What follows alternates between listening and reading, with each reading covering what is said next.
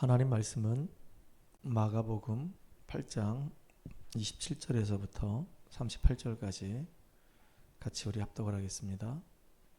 마가복음 8장 27절에서부터 38절까지 합독을 합니다. 예수와 제자들이 빌립보 가이사라 여러 마을로 나가실새 길에서 제자들에게 물어 이르시되 사람들이 나를 누구라고 하느냐.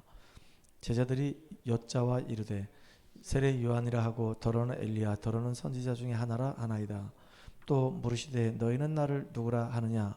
베드로가 대답하여 이르되 주는 그리스도시니라 하매 이에 자기의 일을 아무에게도 말하지 말라 경고하시고 인자가 많은 고난을 받고 장로들과 대제사장들과 서기관들에게 버림받아 죽임을 당하고 사흘 만에 살아나야 할 것을 비로소 그들에게 가르치시되 드러내놓고 이 말씀을 하시니 베드로가 예수를 붙들고 항변하며 예수께서 돌이키사 제자들을 보시며 베드로를 꾸짖어 이르시되 사탄아 내 뒤로 물러가라. 네가 하나님의 일을 생각하지 아니하고 도리어 사람의 일을 생각하는도다 하시고 무리와 제자들을 불러 이르시되 누구든지 나를 따라오려거든 자기를 부인하고 자기 십자가를 지고 나를 따를 것이니라.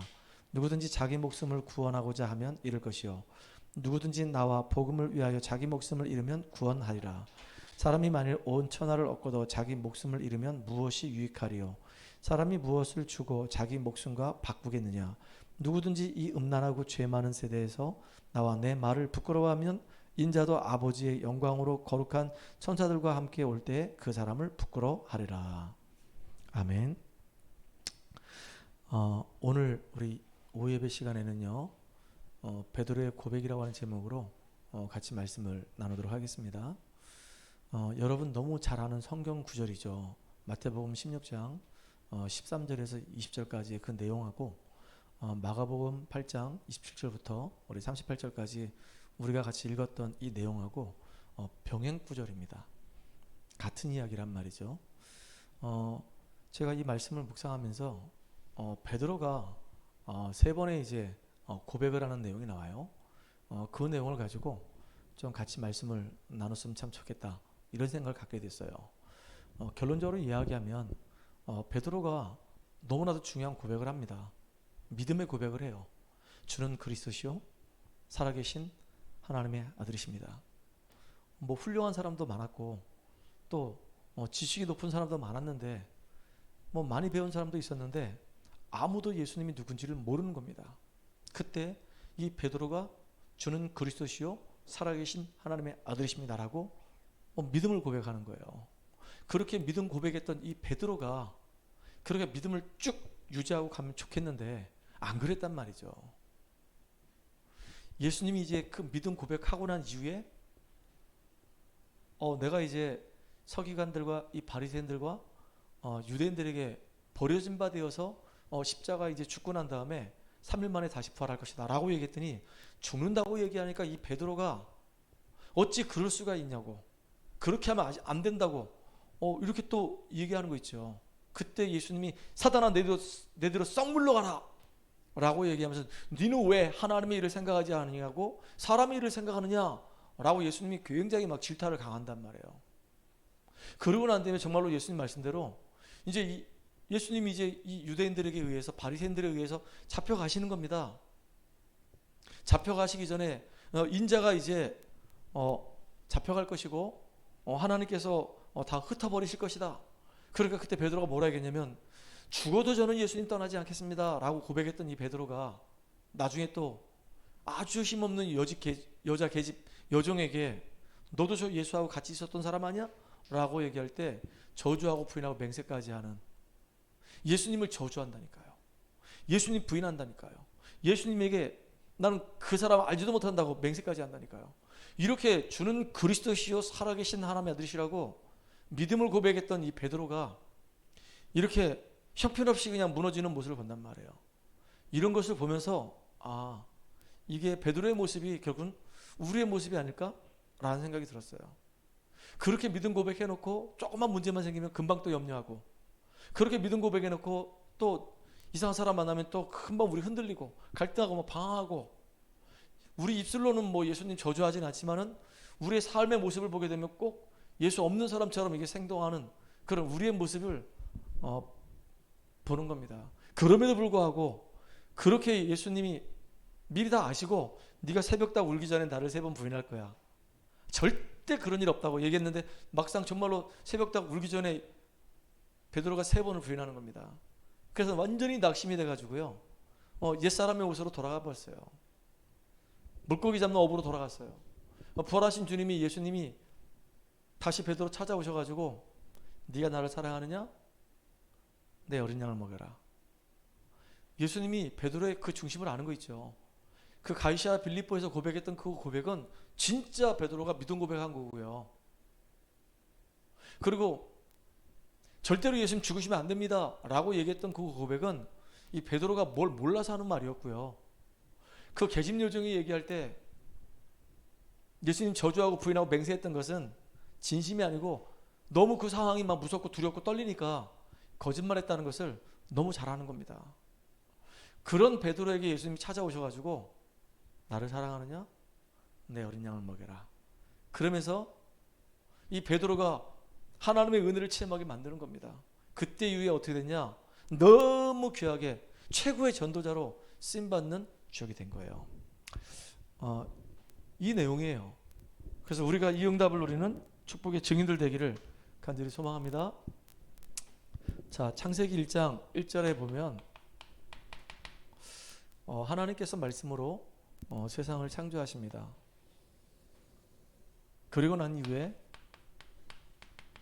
우리 인간만 하나님의 형상을 가진 영적인 존재로 지으셨어요.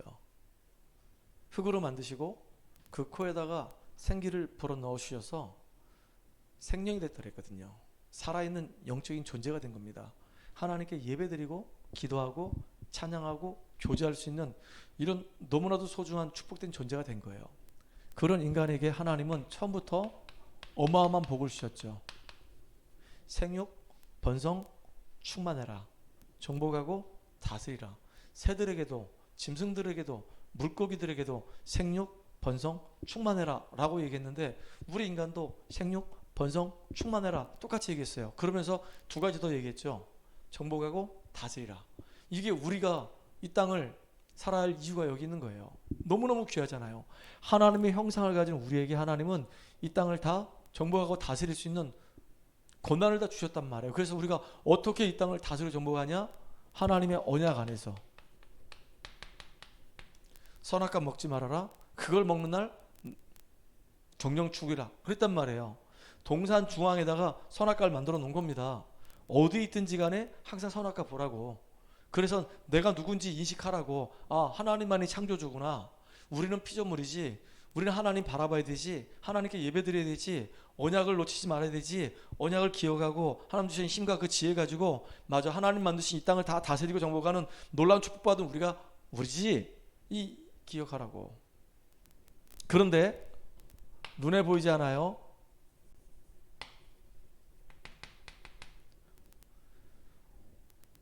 인간이 타락하기 전에 먼저 하나님을 대적했다가 공중으로 쫓겨난 이 사단이 우리 인간 아담과 하와를 유혹을 한단 말이에요. 그것도 선악과 가지고 유혹을 하는 겁니다. 선악과 먹으면 분명히 죽는다 그랬는데 먹어도 안 죽는다는 거예요. 지금도 마찬가지입니다. 하나님 우리는 만나야지만이 되는데 하나님 필요 없다는 거예요. 네 주먹을 믿고 네 자신을 믿고 네 경제를 믿고 네 힘을 믿고 네 배경을 믿으라는 겁니다. 이게 마귀가 하는 말이에요. 그 눈에 보이지 않는 이 사단이 결국은 우리 인간을 속여가지고 죄를 짓게 만들고 극기하는 하나님을 떠나게 만드는 겁니다. 이게 인간에게 와 있는 가장 심각한 문제예요.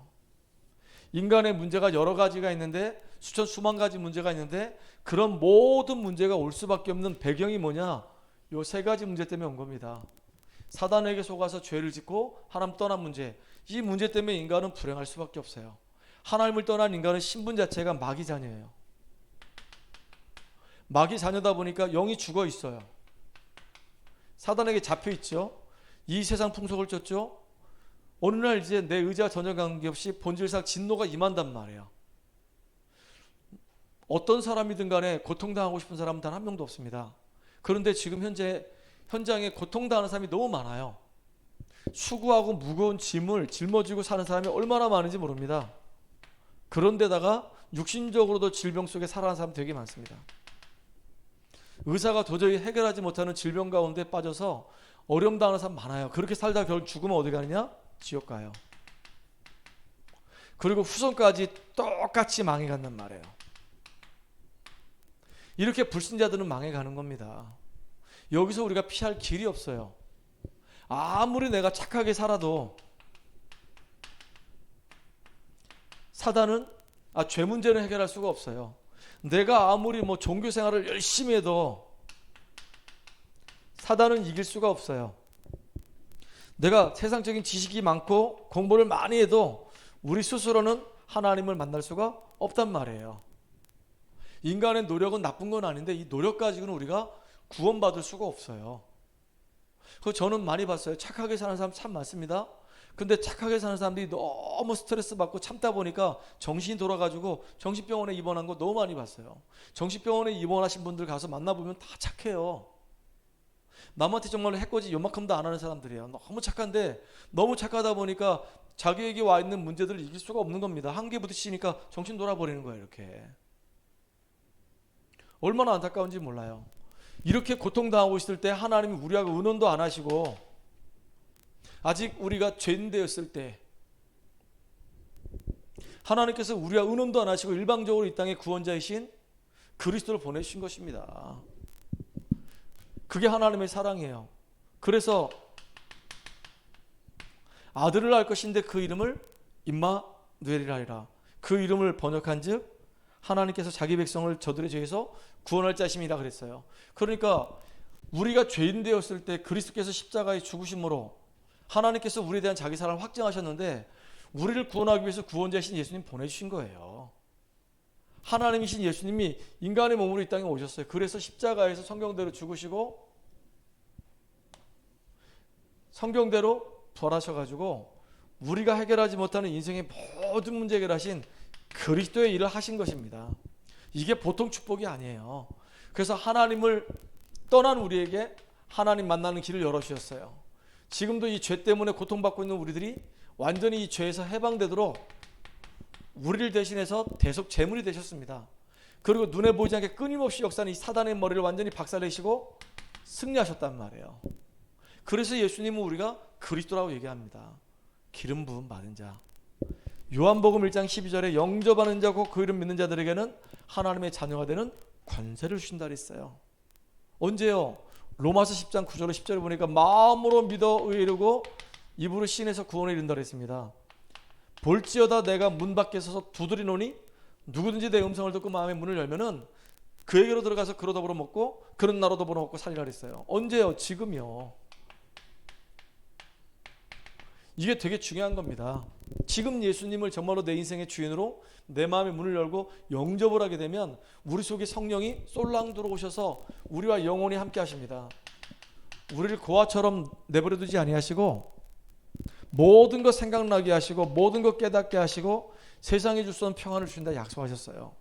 이 땅을 살아가는 동안에 하나님이 이 땅에서 우리가 승리할 수 있도록 성령 충만함 주신다 약속하셨어요. 이게 우리에게 주어진 신분입니다. 하나님의 영 성령께서 우리 속에서 영원히 우리와 함께 하시고 모든 것 생각나게 하시고 깨닫게 하시고 세상에 줄 수 있는 평안을 주시고 이제는요 성령 충만함까지 주신다 약속하셨어요. 그래야지만이 증인 될 수 있거든요. 이게 얼마나 큰 축복인지 몰라요. 거기다가 예수 안 믿기 전에는 마귀의 자녀였지만 이제는요 이 악한 사단의 세력을 꺾을 수 있는 권세를 주셨어요. 예수 그리스도 이름 가지고 사단하고 싸워서 영적인 싸움에 승리할 수 있는 권세를 주셨고 하늘에 이 천군 천사가 동원돼서 말씀을 이루기도 하고 전도의 문도 열어주기도 하고 우리에게 응답을 갖다 주기도 하고 이렇게 눈에 보이지 않게 천군 천사가 활동한단 말이에요. 우리는 이 땅을 사는 동안에 배경 자체가 어떤 배경이냐? 천국 배경이에요. 그래서 하나님이 뭘 하기 원하시냐? 땅끝까지 복음 증거하는 증인 되기 원하시는 겁니다. 여러분들 잘 기억하셔야 돼요. 마귀에게 붙잡혀서 영원히 멸망했던 우리가 하나님의 은혜로 인해서 이 귀한 복음을 깨닫고 이제 세계 복음화하는 주역으로 하나님이 우리를 부르신 겁니다. 오늘 애굽 땅 종되었던 곳에서 인도하여 낸 네 하나님 여호와이니라 그랬거든요. 하나님께서 이스라엘 백성들이 애굽에서 완전히 진짜 비참하게 종살이하고 있을 때 여기서 유월절 피 바르고 그들을 거기서 건져내셨단 말이에요.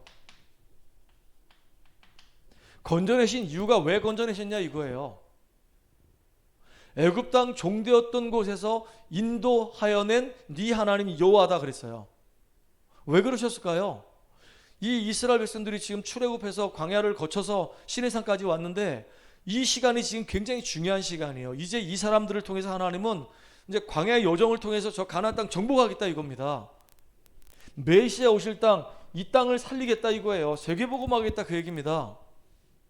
그러니까 세계복음화하려고 하니까 3개월 동안 그들의 삶을 돌이켜보면서 하나님께서 이 이스라엘 백성들과 함께 하시고 응답하시고 인도하시고 역사하셨던 거 잊지 마라 그 얘기예요. 어떻게 출애굽했냐, 어떻게 애굽에서 멸망 가운데 있던 너희들이 완전히 여기서 해방돼서 더 이상 이제 애굽의 노예생활 하지 않아도 되는 상태가 되느냐, 너희들이 광야길 가는 동안에 하나님이 너희들을 어떻게 지키시고 인도하시고 보호하시고 역사하셨냐, 이거 잊지 마라 이겁니다. 왜냐, 앞으로 또 남은 광야길 가는 동안에 똑같이 그렇게 하실 것이니까. 그래서 시내산에서 아예 이스라엘 백성들에게 뭘 주셨냐, 십계명을 주시는 겁니다. 말씀을 주시는데요, 이전까지만 해도 이스라엘 백성들은 말씀을 마음에 안 담았어요. 모세가 하는 말들을 중요하게 여기지 않았었어요. 그러니까 문제 생길 때마다 맨날 염려하는 겁니다. 왜? 예체질 속에 있었으니까, 안 바뀌니까 이게. 근데 이제는 중대한 이제 결정을 내리라 이거예요. 시내산에서 모세가 응답받아가지고 은혜 받아가지고 이스라엘 민족들을 애굽에서 건져내서 다시 시내산까지 온 것처럼 이제 전 이스라엘 백성들이 딱 무장을 해가지고 이제는 저 가나안 땅을 정복하는 주역으로 인도받으라 그 얘기입니다. 응답받을 내용들이 너무 많아. 그래서 애굽 땅 종되었던 곳에서 인도해낸 여호와 하나님이라고 계속 얘기하는 겁니다. 출애굽기에 2번, 신명기에 10번, 여호수아서에 2번, 사사기에 1번, 이사야서에 1번, 다 따져보니까 한 17번, 18번 이렇게 하셨어요. 똑같은 내용을 계속 얘기하는 겁니다. 왜 그럴까요? 지금 너희들이 가나안 땅 지금 정복하러 가는 이 사실은 진짜 사실이기 때문에 말씀을 사실대로 붙잡으라 그 얘기예요. 생명의 말씀, 구원의 말씀을 사실대로 붙잡아야지만 우리 승리할 수 있는 겁니다. 하나님이 앞으로 우리에게 어마어마한 응답을 주시기 때문에 가나안 땅 가야 되는데 꼭 광야를 거쳐가야 됩니까? 거쳐가야 돼요. 거기서 역사하신 그 하나님의 역사가 전 세계에 쫙 증거돼야 되는 겁니다. 그리고 그 광야를 통해서 이스라엘 백성들이 바뀌어져야 돼. 치유받아야 돼. 하나님 능력 체험해야 돼. 흐름이 안 바뀐 상태로 있으면요, 응답 못 받아요. 그리고 하나님 역사하신 사실을 저 가나안 땅 사람이 다 듣고 있단 말이에요. 알고 있단 말이에요. 그러니까 이 이스라엘 백성들이 가니까 전부 다 간담이 녹아버리는 겁니다. 여러분, 그래서 여호와 하나님이 우리를 건져내셨구나. 왜냐? 저 어마어마한 축복을 준비하시려고. 그 어마어마한 축복을 받는 그 놀라운 지금 시간표 속에 내가 지금 있구나. 그러니까 지금까지 받은 응답들을 딱 부여잡고 놓치지 말고 하나님이 지금 내게 주신 말씀을 딱 언야로 붙잡고 이제 가나안 땅에 가는데 고난 있다 하더라도 흔들리지 말고 그걸 축복으로 바꾸는 주역으로 인도받아가라 그 얘기입니다. 우리는 앞으로 응답받을 게 많잖아요. 9월 달부터 이제 금토일 시대 할 겁니다. 토요일 날 여기 9시에 모여가지고 메시지를 쭉 다 들을 거예요. 산업선교, 렘넌트 메시지, 핵심, 그 다음에 흩어진 제자들 쭉 듣고 중간에 한 30분 비거든요. 그때는 쫙 다 앉아가지고 성경을 쭉 읽을 거란 말이에요. 그리고 이제 다 끝나고 나면 점심 먹고 이제 헤어질 거란 말이에요. 그리고 이제 만약에 우리 초등부 뭐 고학년하고 중고등부 애들이 우리 교회 온다. 그러면 그때 이후에 같이 이제 금토일 시대하고 알루티시 할 거란 말이에요. 애들 앉혀놓고 이제 학업 지도해주고 영어도 공부 알려주고 그다음에 수학도 알려주고 예배도 같이 드려주고 그럴 거란 말이에요. 그래서 그거 놓고 기도하고 있습니다. 앞으로 우리가 받을 응답들이 많잖아요. 우리 주일날 여러분들 이제 일주일 동안 응답받을 메시지 붙잡았단 말이에요. 그러면 이제 수요일날하고 금요일날은 여러분 현장에서 하나님이 응답하시고 역사하신 내용들을 또 확인해야 되는 거예요. 그래서 이제 훈련을 계속 시켜야 되겠다 이런 마음이 들었어요. 그래서 세 뜰을 갖춰야 되는 겁니다. 이방인의 뜰, 아이들의 뜰, 치유의 뜰. 그래서 우리가 먼저 말씀을 통해 치유받고 영적 서밋이 돼서 237을 향해서 이 지역을 향해서 살린 자로 우리가 쓰임받아야 될 거 아니겠습니까? 이 응답들을 우리는 저와 여러분 되기 바랍니다. 오늘 본문에 보니까 베드로가 3번을 고백합니다. 어떻게 고백했냐 한번 볼게요.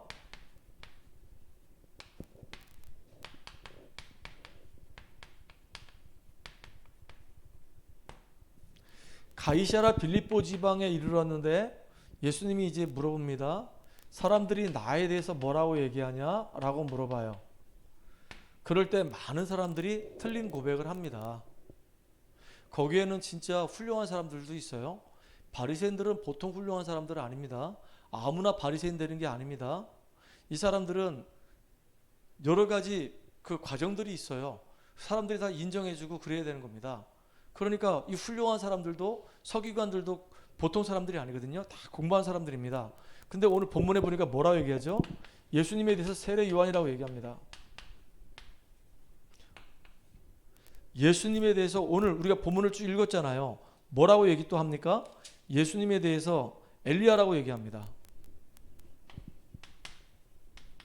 예수님에 대해서 선지자라고 얘기합니다. 사회 정의를 부르짖는 사람들의 이야기를 들어보면은 그 말이 틀린 말이 아니에요. 맞아요. 일리가 있어요. 그리고 또 도움이 돼요. 근데 그거 가지고 우리 영적 문제 해결 안 되거든요. 또 많은 사람들이 기도하다 보니까 뭐 신비한 거 많이 체험하죠. 어떻게 하나님께서 나와 함께 하시고 응답하시고 역사하시는지, 천군 천사가 어떻게 활동하는지 신비하죠. 근데 자꾸 기도하다가 올바르게 언약 붙잡고 기도 못하면 신비주의로 빠져버립니다. 우리가 복음 갖고 있다는 게 이게 너무 큰 축복이죠. 복음을 우리가 깨닫고 누리다 보면은 문제 만났을 때요, 복음의 눈을 가지고 사람을 이제 진단하고 분석하고 판단한단 말이에요. 근데 복음이 없으면요, 율법 가지고 사람을 이제 정죄한단 말이에요. 그래서 율법주의자들이 참 이게 무서운 겁니다. 이게 다 틀린 고백이에요. 예수님에게는 이런 요소가 있지만은 예수님은 이걸 듣고 싶었던 게 아닙니다. 베드로가 그때 주는 그리스도시요 살아계신 하나님의 아들이십니다. 너무너무 중요한 고백을 해요. 주는 그리스도시요.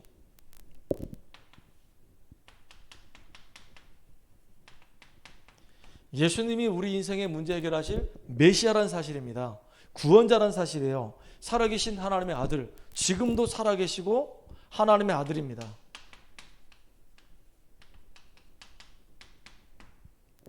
이게 보통 축복이 아니잖아요. 그러니까 예수님이 이 말을 듣자마자 마태복음에 보면 뭐라 기록했냐? 바요나 시몬아 네가 복이 있도다. 이것을 알게 한 이는 혈육이 아니고 하늘에 계신 내 아버지시라 그랬어요. 혈육으로 이게 깨달아지는 게 아니에요. 아버지가 목사님이라고 그래서 그 딸이 이 복음을 깨닫는 게 아니란 말이에요. 하나님께서 진짜 깨닫는 은혜를 주셔야지만 이게 깨달아지는 거란 말이에요. 그러니까 베드로에게 혈육이 아니고 하늘에 계신 내 아버지께서 너에게 이 깨달음을 주셨다라고 얘기하는 거예요. 그리고 나서 이제 받은 축복을 보세요.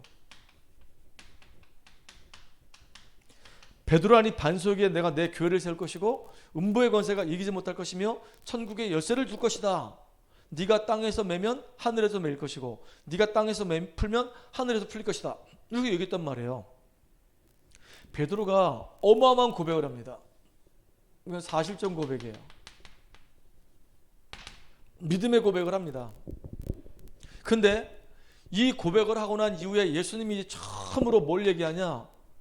예수님이 이제 죽음과 또 3일 만에 다시 부활할 거에 대해서 예고를 하십니다. 성경대로 죽기 위해서 내가 이 땅에 왔고 또 부활의 첫 열매가 되기 위해서 내가 이 땅에 왔다. 당연히 이제 인류의 모든 죄를 대속하기 위해서는 여자의 후손으로 온 내가 죽어야 될 것이며 인류의 모든 죄를 대속하고 난 이후에는 사단과 지옥 문제 해결했다는 거로 부활의 첫 열매로 내가 부활할 것이다. 그랬는데 베드로가 착각을 합니다.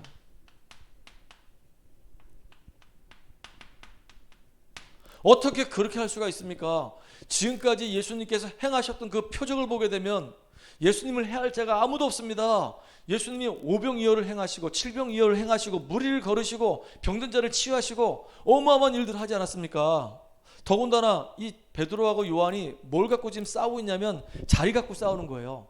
누가 더 높냐 이거예요. 예수님을 따라다니면서 내가 예수님 오른팔이고 내가 왼팔이고 나중에 이제 예수님 나라가 임하게 되면 내가 네보다 더 높은 자리에 올라갈 것이다. 온통 이 베드로의 이 생각 속에는 영적인 거 관심 없고요. 육신적인 데만 관심이 있단 말이에요. 먹는 거, 자리 막 이런 데만 엄청나게 관심이 있어요. 그러니까 예수님이 베드로가 하는 이 고백을 보고 베드로가 막 말리거든요. 그렇게 할 수 없습니다. 그렇게 해서는 안 됩니다. 왜 예수님이 죽으셔야 되는데요? 죽지 마시옵소서. 말도 안 되는 얘기 하지 마시옵소서. 막 얘기하는 거예요.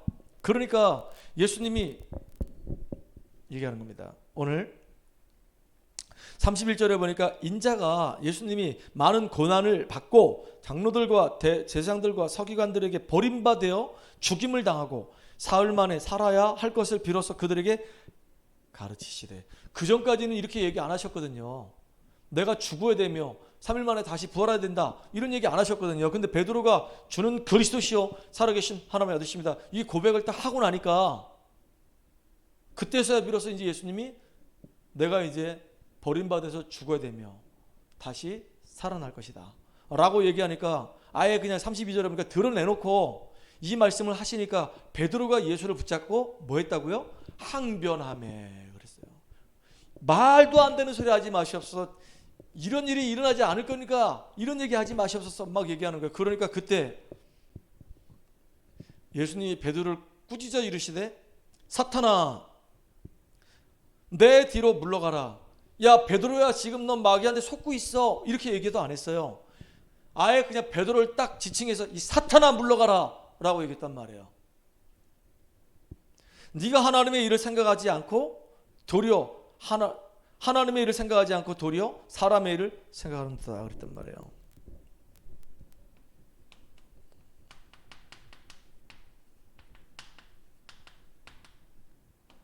사탄아 물러가라. 하나님의 일을 생각하지 않고 사람의 일을 생각한다.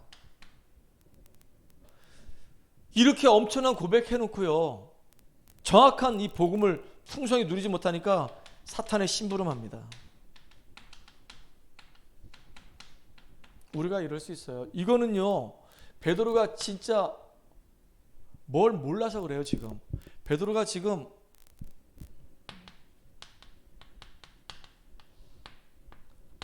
항변했다는 말은 몰라서 했단 말이에요. 지금 받은 응답에 그 은혜에 너무 취해가지고 예수님 따라다니니까 막 난리가 났거든요. 더군다나 이 베드로는 수제자 아닙니까? 제자 중에서도 가장 으뜸가는 수제자예요. 갈릴리 어부 출신에 배운 거 없고 내세울 거 없는 사람이었지만은 예수님 따라다니면서 막 예수님이 행하신 기적과 표적과 이적과 기사를 보니까 막 자기까지 막 어깨가 막 들썩들썩거리고 막 힘나는 거거든요.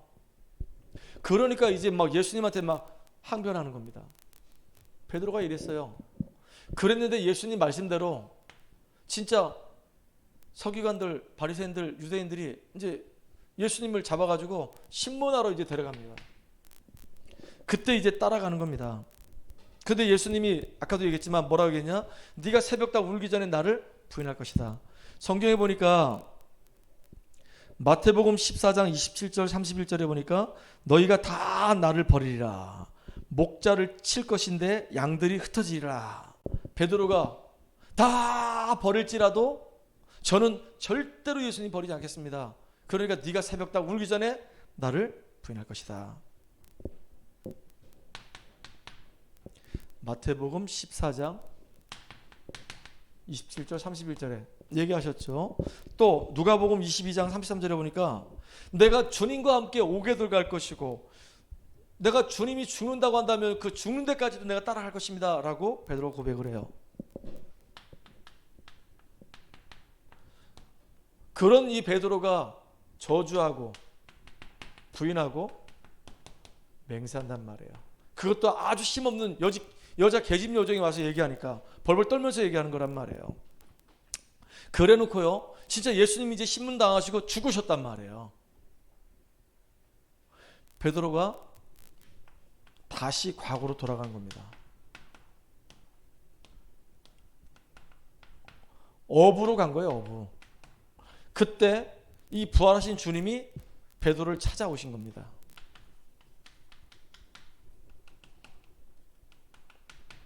어디에 나와 있죠? 요한복음 21장 15절로 18절에 보니까 베드로에게 오셔가지고 네가 날 끝까지 버리지 않는다며, 따라온다며, 이렇게 안 했어요. 딱 한마디 물어봤어요. 네가 나를 사랑하느냐? 주여, 주님이 내 마음 아십니다. 솔직한 고백을 한 거죠. 그럼 내 양을 쳐라. 또 물어봐요. 네가 나를 사랑하느냐? 주님이 내 마음 아십니다. 그럼 내 양을 치라. 내 양을 먹이고 내 양을 치라. 네가 정말로 나를 사랑하느냐? 주여, 주님이 진짜 내 마음 아십니다. 그럼 내 양을 먹여라.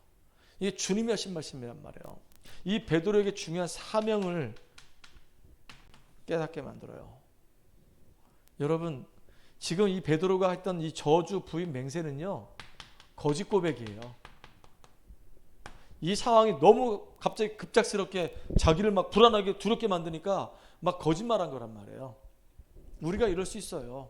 이렇게 엄청난 축복된 고백을 해놓고 문제 사건 만나게 되면은 우리도 모르게 사탄의 심부름하기도 하고요.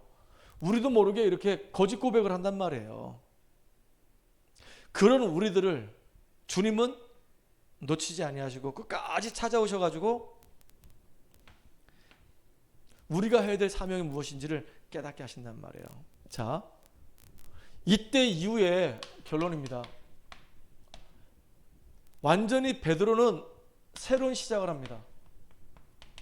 완전히 달라졌어요. 뭐라고 얘기했냐? 예수님이 오직 성령이 너에게 임하시면 권능을 받고 예루살렘과 온 유대와 사마리아 땅까지 이뤄서 증인될 것이다. 그러니까 예루살렘 떠나지 말고 내게서 들은 바 아버지께서 약속하신 그 성령을 받아라 그랬어요. 성령 충만함 받으래요. 네 힘으로 할 수가 없으니까 성령 충만함 받고 이제 하나님이 너에게 맡겨주신 그 사명을 감당하라, 그 얘기입니다. 그랬더니 이 베드로와 이제 모든 제자들이 마가의 집에 모여서 언약 붙잡고 간절히 기도하다가 어떤 체험했냐? 성령 충만의 체험을 해요. 이게 이제 베드로가 바뀌어지기 시작하는 겁니다. 예전에는요, 그냥 성전 미문을 그냥 왔다 갔다 했던 이 베드로가 안진뱅이 보고요, 은과 금은 내게 없지만은 예수의 이름으로 일어나 걸어라 라고 얘기해요. 너무 놀라운 일 아닙니까? 그 일 때문에 3천 제자가 5천 제자가 막 일어나 막 그랬단 말이에요. 그걸로 끝나지 않아요. 안진뱅이가 일어난 사건 때문에 예수 그리스도의 고백을 한 것 때문에 산헤드린 공회에 잡혀가지고 신문을 당한단 말이에요. 그때 다른 이로서는 구원받을 수 없나니 천하 사람 중에 구원받을 만한 이름을 우리에게 주신 적이 없다라고 얘기해요. 와, 진짜 이렇게 베드로가 바뀌었어요. 겁쟁이 베드로가, 문제 만나면 흔들렸던 이 베드로가 이런 일련의 과정을 통해서 완전히 하나님의 은혜 받고 새로운 출발하기 시작한 겁니다. 고기 잡던 이 베드로가 세계복음하는 종이 돼버렸어요. 심지어는 예수님 부인했던 이 베드로가 세계를 정복하는 종이 돼버린 겁니다. 더 놀라운 것은 사탄의 심부름했던 이 베드로가 성령 충만함 받고 참된 복음을 증거하는 일꾼으로 바뀌어버린 거예요. 여러분, 여기서 지금 시사하는 바가 있지 않겠습니까? 우리가 진짜 은혜 받고 예수는 그리스도 모든 문제 해결 때 다 고백해놓고 우리 삶 현장에서 혹시라도 우리가 연약해서 이렇게 넘어지고 쓰러졌다 할지라도 하나님은 여러분을 안 놓는다, 그 얘기예요. 여러분을 꼭 붙잡고 계시고 여러분이 정말 은혜 속에 들어와서 영적인 힘을 얻어가지고 이렇게 베드로가 변화됐던 것처럼 이런 응답의 주역으로, 축복의 주역으로 쓰임받기를 원하시는 겁니다. 이 주역 되기를 주의 이름으로 축복합니다. 살아계신 하나님께 감사와 영광을 돌립니다. 베드로가 믿음 고백하고 난 이후에 여러 가지 상황과 환경과 문제 앞에서 사탄의 심부름하며 이제 갈등하고 저주 부인 맹세까지 했던 이 베드로가 부활의 주님을 만나고 성령 충만함 체험하고 완전히 이제 새 사람이 되어져서 새로운 응답의 축복이 시작됐던 것처럼 우리의 인생의 여정이 이렇게 응답을 누리는 시작이 될수록 주님 역사하여 주시옵소서. 예수님의 이름을 감사하며 기도합나이다. 아멘. 찬송가